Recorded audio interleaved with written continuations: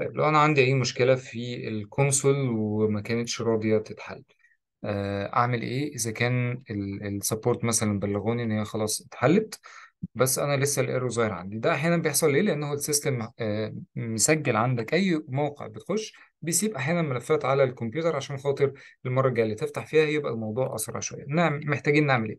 حاجه من حاجتين. اسرعهم هي ان انا ادوس على القفل ده، هلاقي حاجه اسمها كوكيز اند سايد داتا، هدوس عليها. وبعدين مانج كوكيز اند سايد داتا، هيفتح لي هنا اي حاجه عليها العلامه دي، هدوس عليها. تمام، وهمسحها واعمل ضغط، ساعتها هيقول لي ريلود.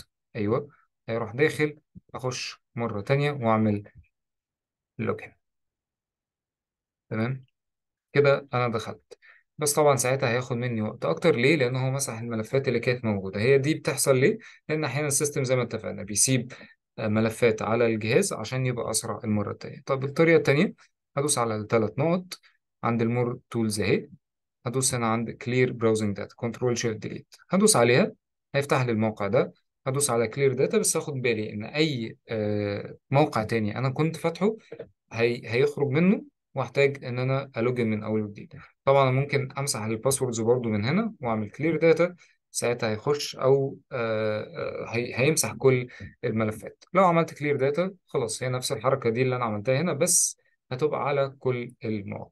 بكده ان شاء الله هقدر اخش والاقي كل المشاكل اللي عندي كانت خلاص ما بقتش ظاهرة.